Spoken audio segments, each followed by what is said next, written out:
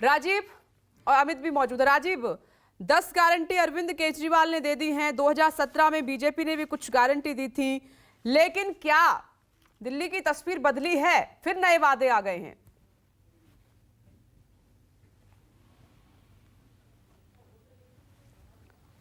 देखिए, केजरीवाल अब जहां जा रहे हैं वो गारंटी के साथ ही शुरुआत कर रहे हैं। गुजरात में भी गारंटी उन्होंने दी है, आज एमसीडी की भी गारंटी दी है और भारतीय जनता पार्टी भी अपने वायदे गिनाना शुरू ही कर रही है। जहां झुग्गी वहीं मकान कल उन्होंने शुरू किया है। तो ये तो चुनाव है, कांग्रेस पार्टी भी है, वो अपनी अपनी बातें कहेंगे। सवाल ये नहीं है कि केजरीवाल कह क्या रहे हैं और उन्होंने पहले क्या कहा था और कितना पूरा हुआ कितना नहीं हुआ। एमसीडी ने में क्या कहा था बीजेपी ने और क्या हुआ। 15 साल से बीजेपी एमसीडी में है। पिछली बार जब केजरीवाल बहुत गाजे बाजे के साथ दिल्ली विधानसभा का चुनाव जीते थे, उसके 2 साल के बाद ही एमसीडी का चुनाव हुआ और वो भारतीय जनता पार्टी ने ज़बरदस्त शिकस्त दी थी आम आदमी पार्टी को। देखिए, ये दोनों दो चीज़ें हैं। अब सवाल ये है कि ये बड़ा दिल्ली के एमसीडी इलेक्शन की चर्चा ज़्यादा इसलिए है और महत्वपूर्ण इसलिए है कि विकास के जिस दिल्ली मॉडल की केजरीवाल और उनकी पार्टी चर्चा करते थकती नहीं है, उस पर दिल्ली इस बार एमसीडी के चुनाव में मोहर लगाती है कि नहीं लगाती है, ये एक बड़ा सवाल है। क्योंकि दिल्ली के रहने वाले लोग ये जानते हैं कि एमसीडी ने पिछले 15 सालों में क्या किया है। दिल्ली का हर आदमी ये जानता है कि एमसीडी का काम कैसा है। दिल्ली का हर आदमी ये जानता है कि केजरीवाल की सरकार ने आने के बाद क्या बदलाव किया है और क्या क्या बदला है। ट्रांसपोर्ट ऑफिस में जाने वाले लोगों को पता है कि पहले दलाल कितने थे, आज दलाल कितने हैं। तो ये मैं कहना कुछ नहीं जानता। दिल्ली के सारे लोगों से आप बात कीजिए और सारे लोगों को इस बात का पता है कि केजरीवाल ने क्या अंतर पैदा किया है या क्या नहीं है, और एमसीडी ने पिछले 15 सालों में कितनी विकास की गाथाएं लिखी हैं और गढ़ी हैं, वो भी दिल्ली वालों को पता है। तो दरअसल ये चुनाव है, वायदों पर मत जाइए, दावों पर मत जाइए, बस इंतज़ार कीजिए 5 दिसंबर का जब वोट पड़ेगा, 7 दिसंबर का जब वोट पड़ेगा।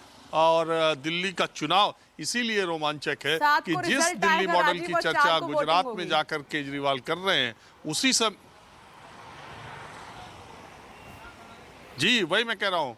तो 4 तारीख को जब वोटिंग होगी तो जिस दिल्ली के विकास मॉडल को लेके केजरीवाल गुजरात जा रहे हैं, वो दिल्ली वाले उस पर कितना नंबर देते हैं और उनको क्या कामयाबी मिलती है, ये देखना दिलचस्प होगा। और दूसरी तरफ एमसीडी में अगर 15 साल बहुत काम किया है, तो अगर भारतीय जनता पार्टी ने काम किया है, तो दिल्ली में अगर उनको फिर से मौका मिलता है, तो फिर ये समझिए कि 2025 का जो चुनाव होगा विधानसभा का दिल्ली का, तो फिर भारतीय जनता पार्टी और आम आदमी पार्टी का फिर उस समय संघर्ष क्या होगा। लेकिन इन सब के बीच में हम कांग्रेस की चर्चा करना भूल जाते हैं।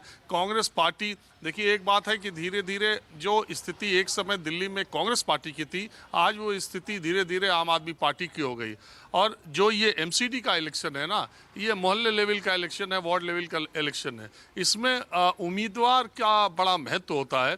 और आम आदमी पार्टी में जिस तरीके की भीड़ भाड़ है, उम्मीदवारों के ऐलान के बाद मुझे लगता है कि बड़ी पता नहीं सिर्फ फुटौल की स्थिति मुझे दिखाई दे रही है। आम आदमी पार्टी में उम्मीदवार और दावेदार इतने महत्वपूर्ण बातों के साथ साथ आप दूर तक की बात बोल देते हैं, जो यहाँ पर डिबेट में स्पोक्स पर्सन के समझने के लिए इशारा काफी होता है। शाहजहा जी, मैं आ रही हूँ, एक बार मेरे सहयोगी अमित भी जुड़े हुए हैं। अमित, जल्दी से मैं चाहूंगी कि 10 गारंटी तो देख ली, लेकिन मैंने 2 चीजें यहाँ पर नोट की। उन्होंने कहा कि कच्चे कर्मचारियों को पक्का करेंगे, पैसा मैं कहीं से भी लेकर आऊं, कहां से लेकर आएंगे ये सोर्स उन्होंने नहीं बताया। दूसरा, उन्होंने कहा कि ये कूड़े के पहाड़ का निस्तारण कर देंगे, जी बिल्कुल खत्म कर देंगे। उसकी प्लानिंग का जवाब आम आदमी पार्टी की तरफ से नहीं दिया जा रहा है कि क्या योजना है, कैसे खत्म करेंगे। वादे तो कर दिए।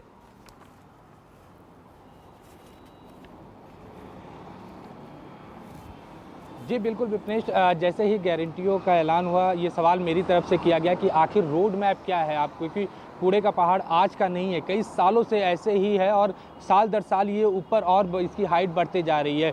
भले ही एमसीडी ये दावा कर रही है कि इसकी हाइट कम हो रही है, लेकिन इसका फैलाव बढ़ा रहे हैं। हाइट कम हो रही है क्योंकि कागज़ में तो कम दिखाया ही जा रहा है, और वो हम लोग जब जाते हैं उस कूड़े के पहाड़ पर तो हमें समझ में आता है, क्योंकि हम सालों से एमसीडी भी कवर करते हुए आए हैं। लेकिन सबसे महत्वपूर्ण बात यह है कि जब इस पर सवाल किया गया तो उन्होंने कहा कि हम ये नहीं कह रहे हैं कि ये कल ख़त्म हो जाएगा, 5 साल लगेंगे और इसके लिए पूरी दुनिया से कोई भी एक्सपर्ट्स हो उसको हम बुलाएंगे, उससे बातचीत करेंगे और एक पूरा रोड मैप तैयार किया जाएगा कि आखिर इस कूड़े के पहाड़ को कैसे खत्म किया जाए। लेकिन ये गारंटी ज़रूर है कि आने वाले अगले 5 साल में दिल्ली वालों को ये तीनों कूड़े के पहाड़ जो है वो आम आदमी पार्टी खत्म करके दिखाएगी, ऐसा दावा जो है वो अरविंद केजरीवाल करके गए।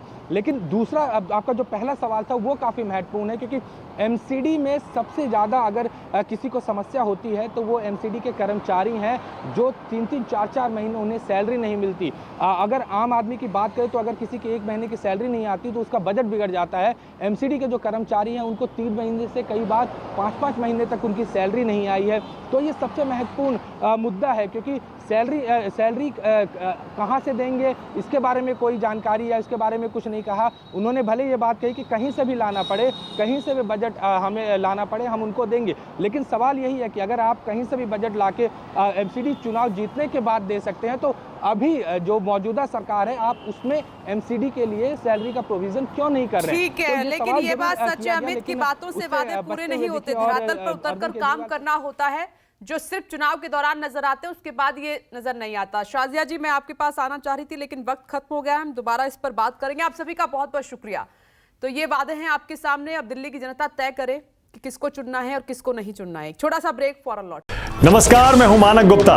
अगर आपको हमारा ये वीडियो पसंद आया हो तो इसे लाइक और शेयर जरूर करें, और हाँ, हमें सब्सक्राइब और फॉलो करना ना भूलें ताकि आप देश और दुनिया की कोई खबर मिस ना करें।